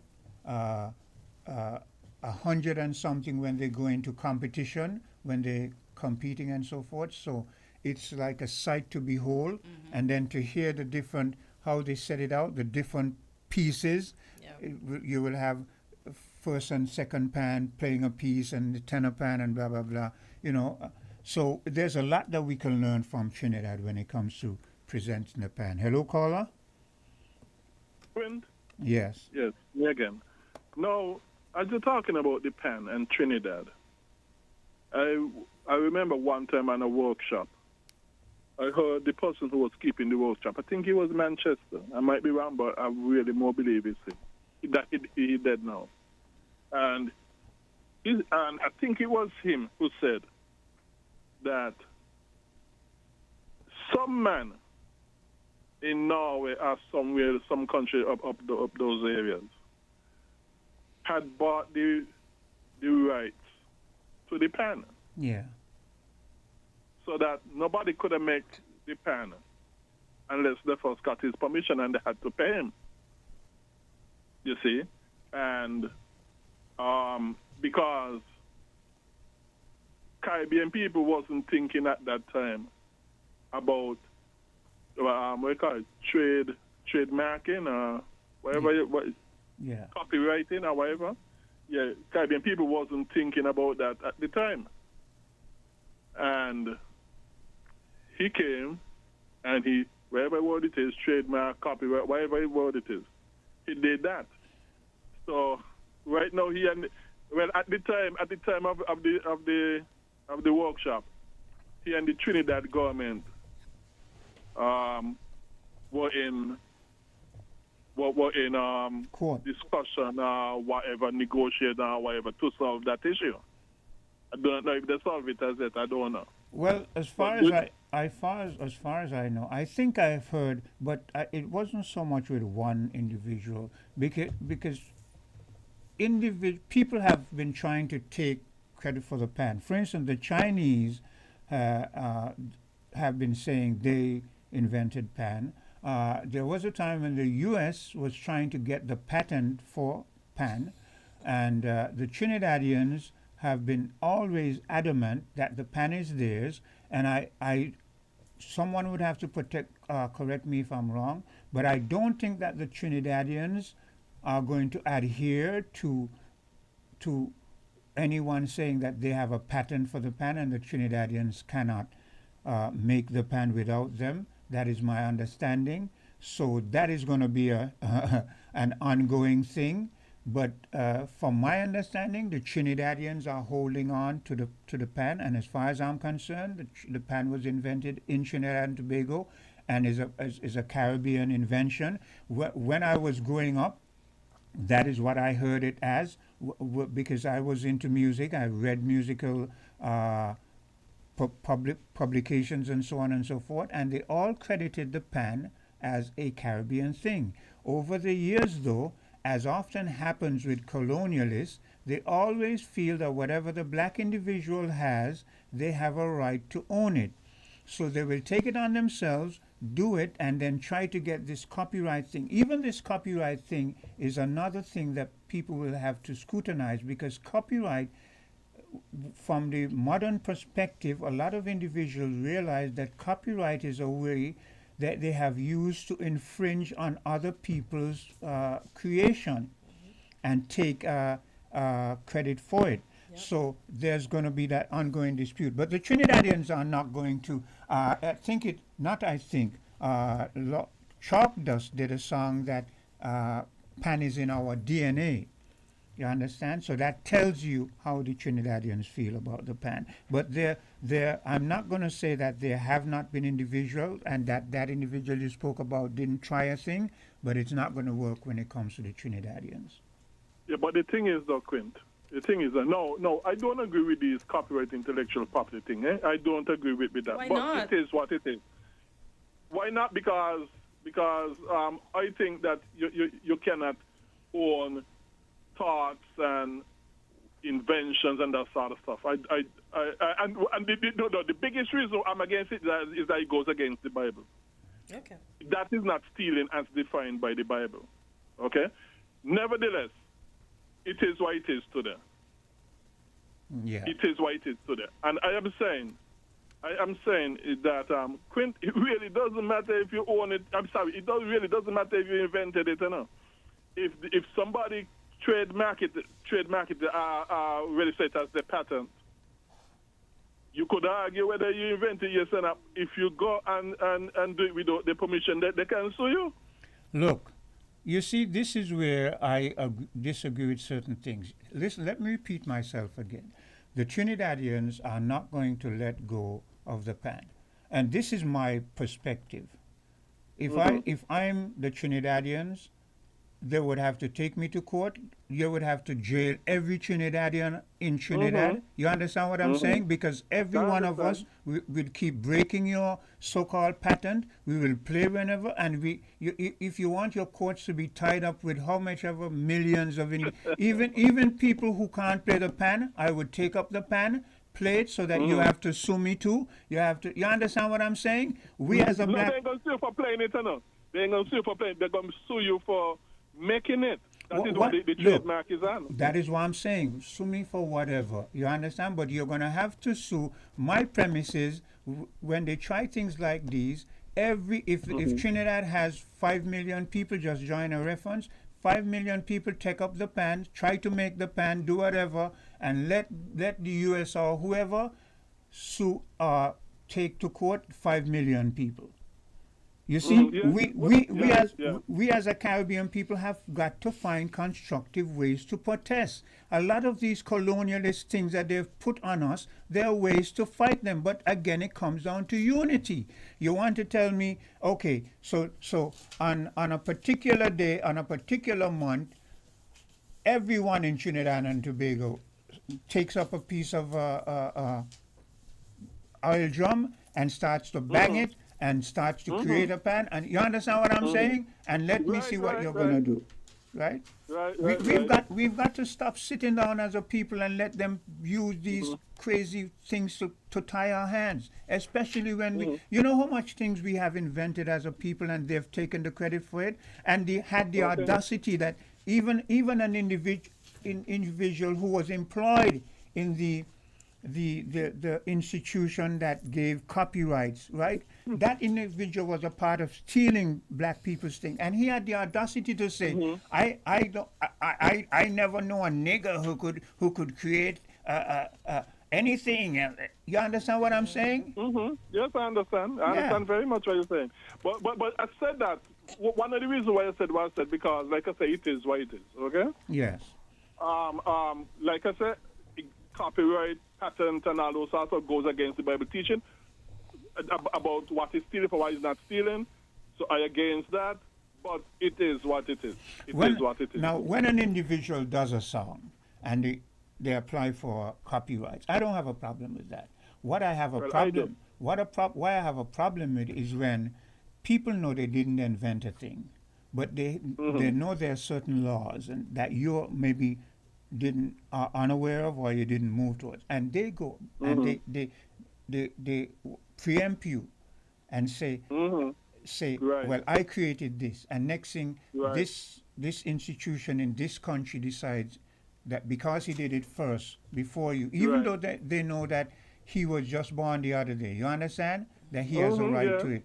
That's wrong, and that is what why I'm saying. It's wrong too. Yes, that is why I'm saying that if I were the Trinidadian people, I would keep breaking whatever continuously, but I would do it in mass numbers. You understand? Whenever I'm going to do it, I would pick a particular day and do it.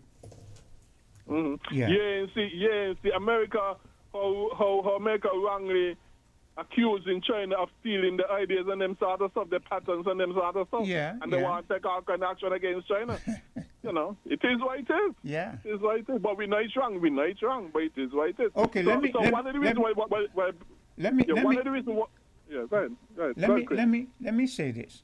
See how far they took this pattern, and they didn't get it work in the Caribbean and certain parts of the world. There was some years ago when a corporation decided they wanted to patent all the seeds in the world, corn, peas, everything, and they wanted to go and pass laws so that if you wanted seeds, you had, and they tried it for a while, but what people found out is what the people who were patenting these seeds, they genetically tampered with the seeds so that even when you bought the seeds from them, you could not get good productivity from the second generation. Let's say you plant a tree, when it bore the first time, the plant, the fruit was big and succulent, but when it bears the second time, it's lacking, and so on and so forth. Yes, but I know that. Yeah, but in the Caribbean now, when we take a seed off a tree and we plant it, and it just goes like that.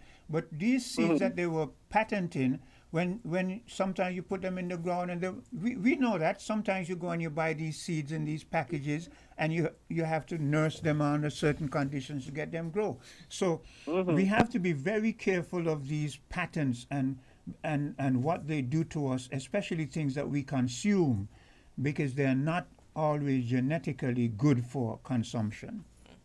I agree, and that is why the genetically interfered with the seeds, so you have to buy them over and over again. And if you and they could take you to courts and sue you based upon how you use the seeds and them sort of stuff. Yeah, that's how far they took this thing. Yeah, I know one particular case where a person was sued by these people who made these seeds. Yeah. But what I'm saying though, I don't, like I said, I don't agree with this patent copyright thing because they go against the Bible as to what is stealing from what is not stealing. But like I said, it is what it is. Okay. And I would encourage anybody who hearing this, if you know anybody or if you was to come up with anything new, make sure you got patented. You hear? Yeah, I agree. Make sure you got patented. Okay. Cool. Yeah, take care. Yeah. Yeah, Cartens, you have to, because if you don't, someone will steal your, especially on an But Greg individual killed me. basis. He just saying believe in it. Yeah, but he's being realistic. Oh boy. He's being realistic, and that is why Oh, that is why I like Greg, because there are times when he's human like us, you know what I mean? But then there are other times when he gets on this Just high and Greg mighty himself. kind of, thing, and so on and so forth. So, what is on your mind other than what we've discussed so far? I was just saying, and over there in Barbados, it says that workers earning the national minimum wage in Barbados will see an increase from $8.50 to $10.50 per hour starting June 1st, which is just now. So I calculated their minimum wage to ours, because I think it's $1.35 to when I one wouldn't Bajan is know. $1.35 to the EC. Yeah. So it's $14.18, and I didn't read the article in its entirety, but of course I have to see what the Facebook people are saying, and this is what they say: some business owners should be paying no less than $15 to $20 an hour. Some employees work hard in this country just for some employers to live high life. Not all can afford to do it, I know, but at least $15. So they're still not pleased with the $10.50. Next rebuttal says business owners will raise their store prices to ensure that their profit from paying low wages stays the same. Yeah. Another person says, I see people complaining about this. Isn't it worth it? I guess not, my dear. Then I see somebody say, for the price of some meals in some of the restaurants I've just been to, I do hope they're paying above minimum wage. Oh boy. So let me see if I can get to the article to see what it is they are saying. And I see we too are due a raise in minimum wage come July 1st. Yeah. It should be to I $12.50. think- Yeah, I think they gave half before. And Yeah, so January 1st last year. Yeah. Yeah, so it says minimum wage to kick in on June 1st. It says workers earning the national minimum wage in Barbados will see an increase from $8.50 to $10.50 per hour starting June 1st. I saw something else where somebody says the employers are going to cut the hours now just to pay them less. Well, we know the trends. We know that when it comes right down to it, $2 and $2 though. well, but $2? What can $2 buy? Can they tell me what can $2 buy down there? well, $2? and this is why we disagree. This is why we disagree vehemently with what Greg tends to say when he talks about free market and capitalism, because they try their best to make sure that if they can, they pay less to their workers, but make sure that they make maximum profit. Maximum money. Yeah, And that is these that is workers what. work hard. Yeah, that is what it's all about. So we just can't let free market and capitalism run free reign, So Can't let it this run rampant. this is where this is where the one of the few times when we feel that government and government's control and overseeing is relevant. Yeah. Yeah. But even ours, I may look at it and say that's too little bit, but for somebody, because when I look at the range of pay, the minimum wage in St. Kitts was raised by $70 overall. So if we were to go with it says it's going to go to $12.50 from $10.75. So maybe it works for whom it works for, but it just seems real minimum to me. Yeah, still minimum. Yeah, I agree. I agree. Hello, caller? Yeah, Quint? Yes. Sorry, it's me again. Sorry about that, but I have to make a comment. Now, people misunderstand free market capitalism. Now, what happened is that in free market capitalism, okay, especially when you had the government decreasing taxes to make things more competitive, in such an economy, you maximize your profits by selling things for less and less and less.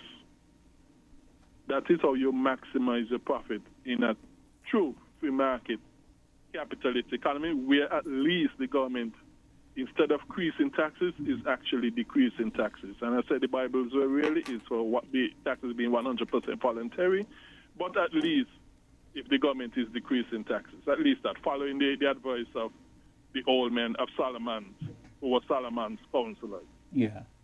No, in that system, like I said, you maximize your profits by selling your stuff them less and less and less in cost.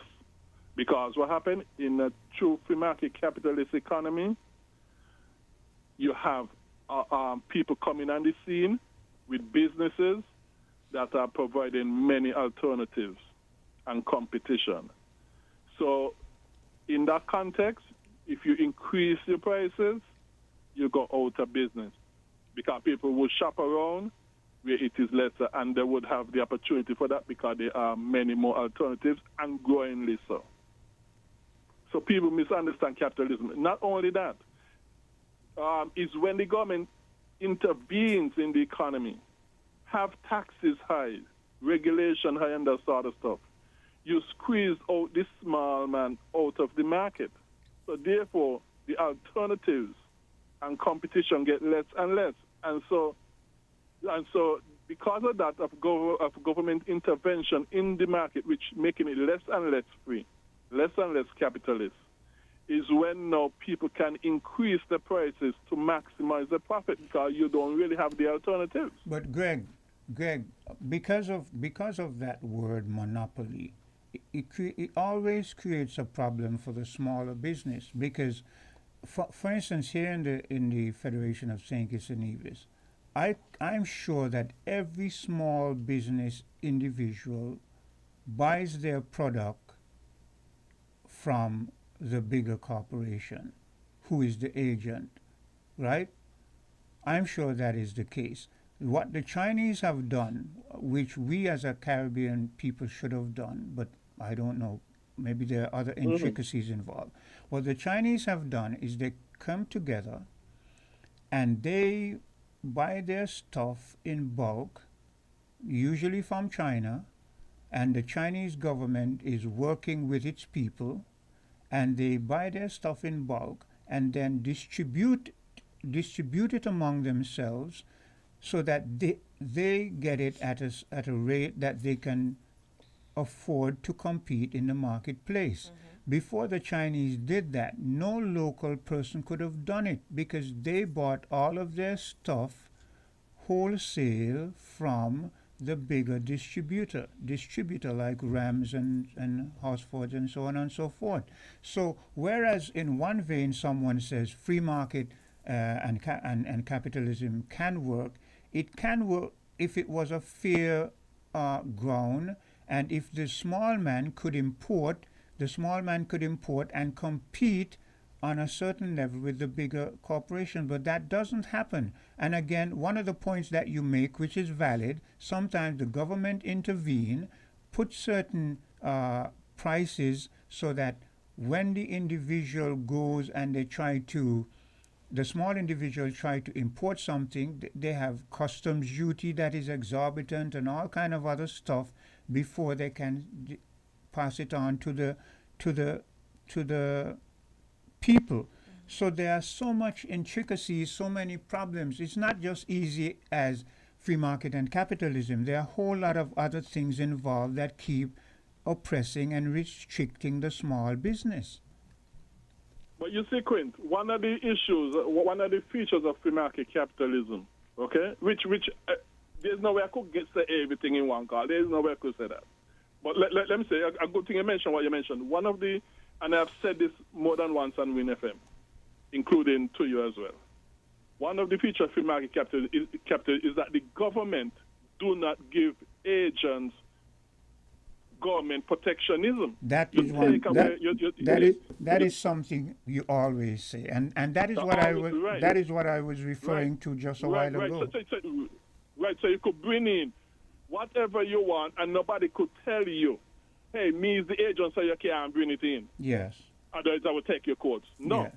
That in a free market capitalism, that cannot happen. Anybody could bring in any and everything. And I'm going to tell you something. Government, freeing up the small man and don't put those burdens on the small man. The small man can outwit and outcompete the biggest competitors once you do not give that protectionism of agency to the big companies. And let me bring one example. I'm going to bring you an example. You are fully aware of it. You remember when people the small man used to bring in the refurbished cars and that sort of stuff. Yes, yes. The small man was allowed to do that. Yeah. Well, you know what the big businesses did? Yeah, I'm well aware. They didn't want the competition, so you know what they did? Yeah. They went and lobbied the government. Yeah. And the government smartly come and say, you know what? I ain't going to tell you the small business, you can't bring them. I ain't going to tell you that. You got to pay 5,000 environmental tax. Yeah, yeah. Which was effectively telling the small business, hey, you can't bring them in. Yeah, yeah, you're right. Only the big agents could bring in the cars, not you. And that is where I agree with you, that if governments don't do those things, then the smaller business can compete, because compete. Yeah, that was one of the times when, for the first time, local peoples could get a good car, you know what I'm saying, driving around a good car and blah, blah, blah. And when the bigger corporations saw that, as you said, they found ways to lobby the government, and the government imposed. But then again, Greg, they say one, say two.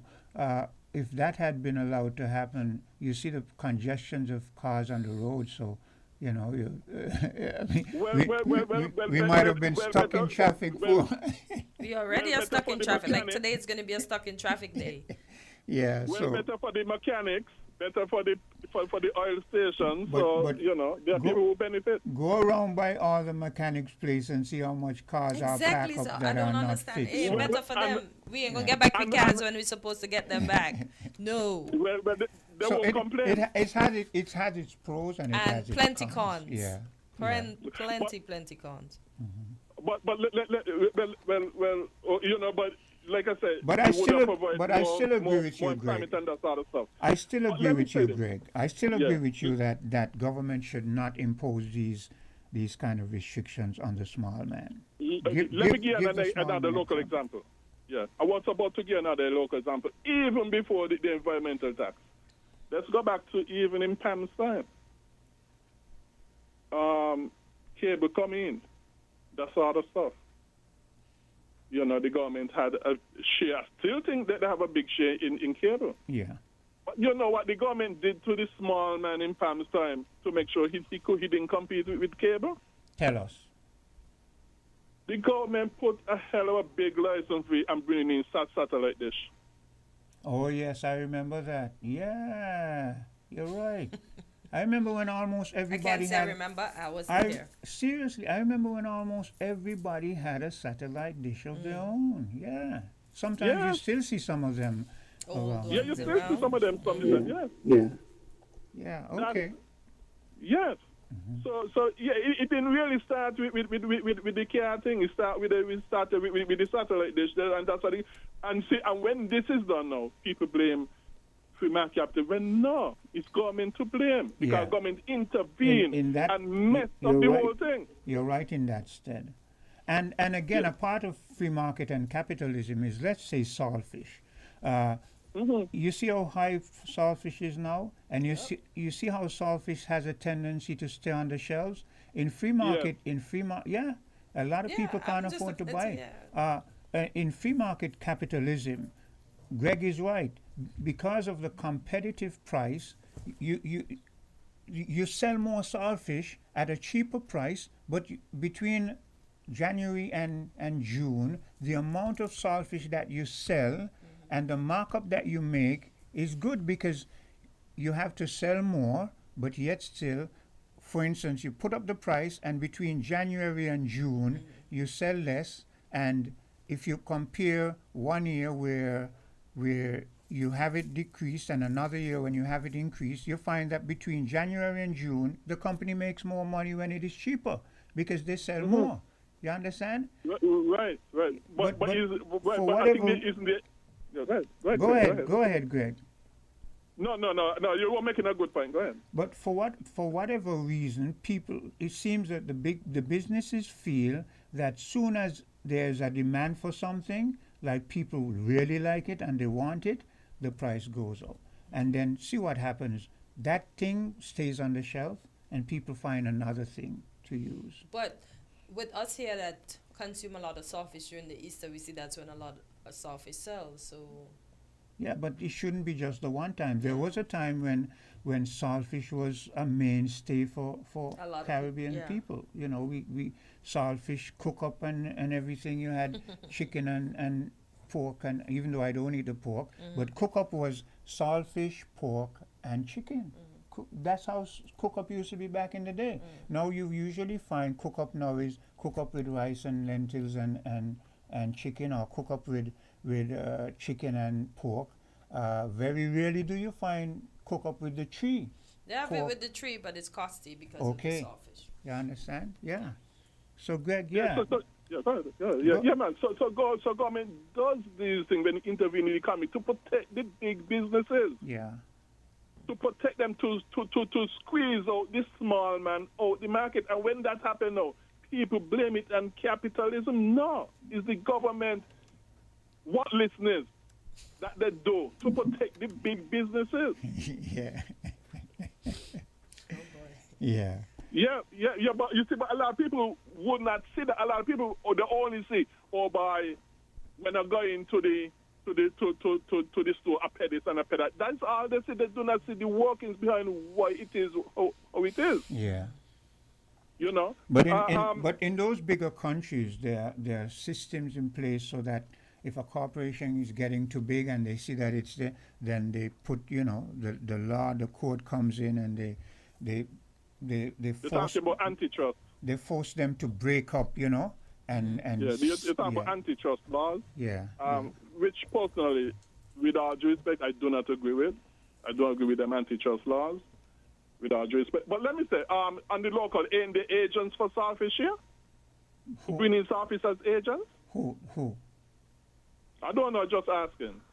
I don't understand the question. Are you asking who is the agent for saltfish? No, because one of the reasons why I ask that is because if there are agents here, right, and only them could bring in saltfish, okay, maybe saltfish from this particular company, then I could see one of the reasons why the cost of saltfish is so high. Because whatever the agent sell the retailer for, the retailer have to mark it up to make a profit. Yeah. And this is another thing again. Government just dropping taxes ain't necessarily mean price is going to go down, because if the agent still keep up his price, the retailer still have to keep his price high. It's just that the agents are really the ones who are going to reap the benefit of decreased taxation if one's government keep on protecting them and keep on giving them government protection. It's the agents who really enjoy the benefits of lower taxes. Yeah. And not so much the retailers. Yeah.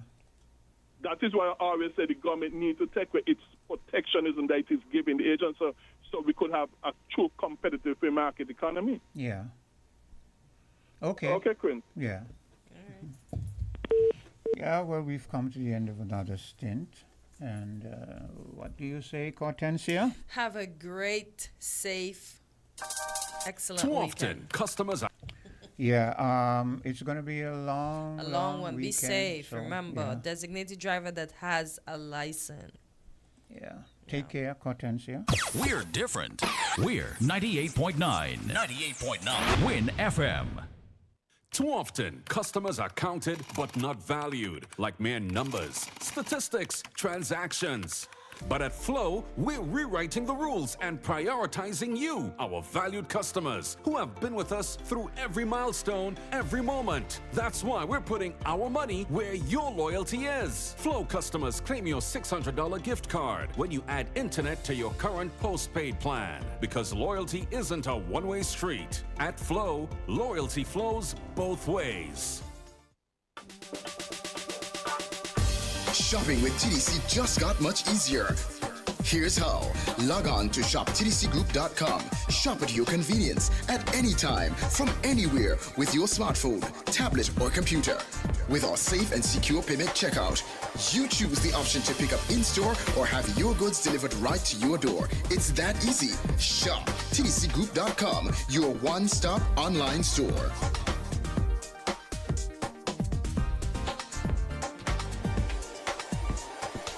Shop anywhere, shop anytime, same quality you love. Now online. Shop www.shoptdcgroup.com.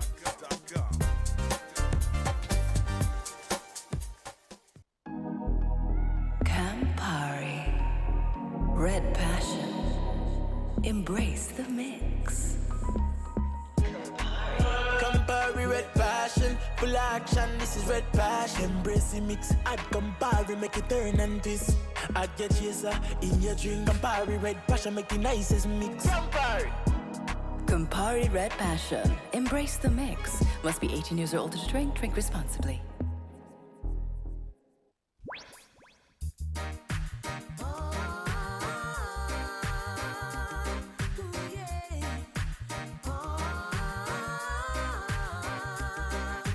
Just a little love from you, my babe, will get me through the night. The feeling